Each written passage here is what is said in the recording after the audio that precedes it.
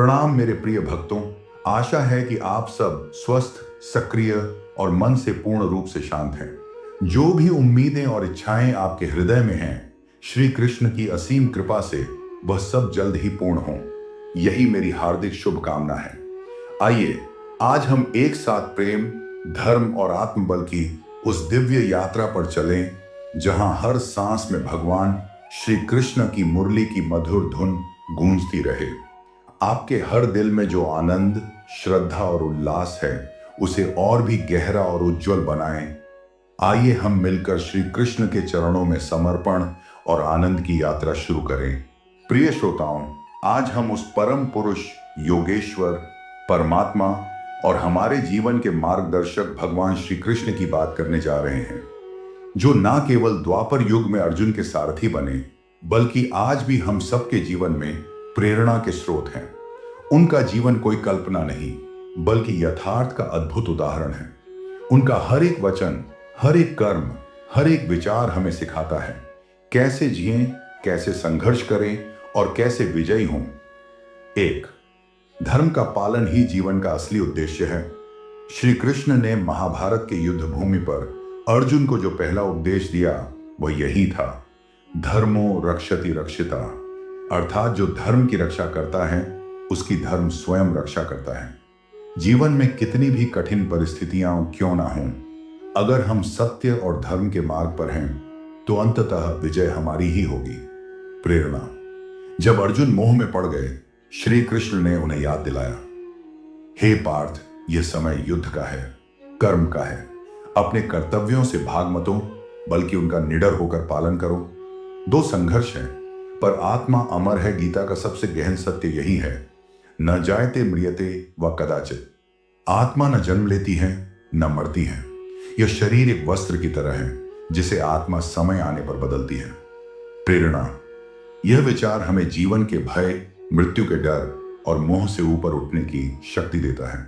हम समझते हैं कि दुख सुख क्षणिक हैं, पर हमारी आत्मा शाश्वत है। 3 कर्म करो, फल की चिंता मत करो, कर्मण्येवाधिकारस्ते मां फलेषु कदाचन। यह श्री कृष्ण का सबसे प्रसिद्ध उपदेश है। जब हम निष्काम भाव से कर्म करते हैं, तभी हम वास्तव में स्वतंत्र होते हैं। फल की चिंता हमें विचलित करती है, हमें स्वार्थ की ओर खींचती है। प्रेरणा। एक विद्यार्थी अगर सिर्फ परिणाम की चिंता करेगा, तो वह सीख नहीं पाएगा। एक किसान अगर फसल के फल की चिंता में ही उलझा रहेगा, तो वह बीज नहीं बो पाएगा। 4, सच्चा नेतृत्व सेवा में है, अहंकार में नहीं। श्री कृष्ण ने कभी भी स्वयं को राजा नहीं बनाया, जबकि उनमें यह शक्ति थी। उन्होंने हमेशा दूसरों के हित में कार्य किया, चाहे पांडवों के लिए शांति दूत बनना हो या युद्ध में अर्जुन का सारथी बनना। उन्होंने नेतृत्व को सेवा का माध्यम बनाया। प्रेरणा। यह हमें सिखाता है कि सच्चा नेता वही है जो खुद सबसे पीछे रहकर सबसे पहले दूसरों के लिए सोचे। 5, मोह, क्रोध, लोभ आत्मविकास के शत्रु हैं। श्री कृष्ण ने गीता में स्पष्ट कहा कि काम, क्रोध, लोभ नरक के द्वार हैं। ये तीनों मनुष्य के विवेक को नष्ट करते हैं और आत्मा को बांधते हैं। प्रेरणा।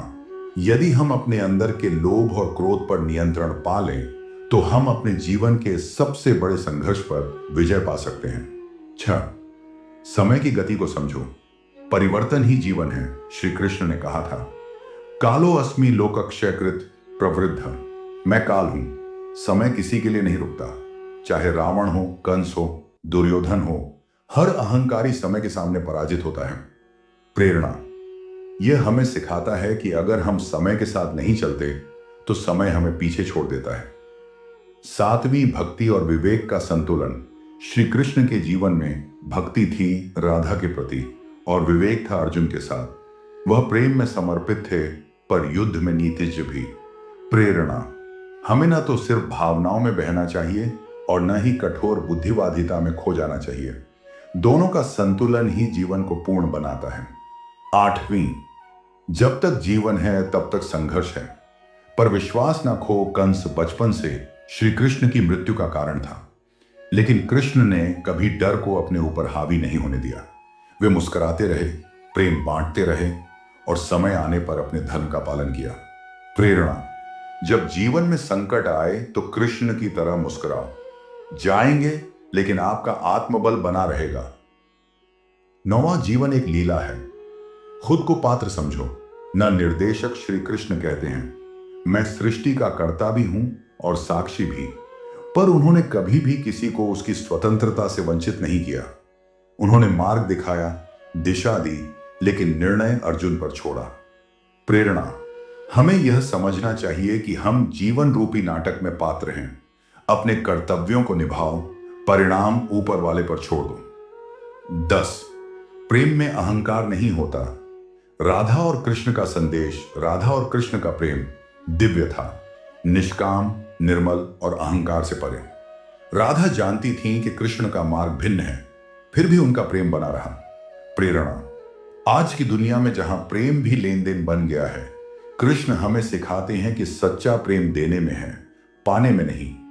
11, अपने कर्म को यज्ञ बना दो। श्री कृष्ण ने गीता में बताया, जब हम अपने कर्म को परमात्मा को समर्पित कर देते हैं, तब वह यज्ञ बन जाता है।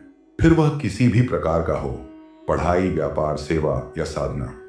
प्रेरणा, जब हम अपने काम में ईश्वर को शामिल करते हैं, तब वह काम तपस्या बन जाता है और उसका फल अमूल्य हो जाता है।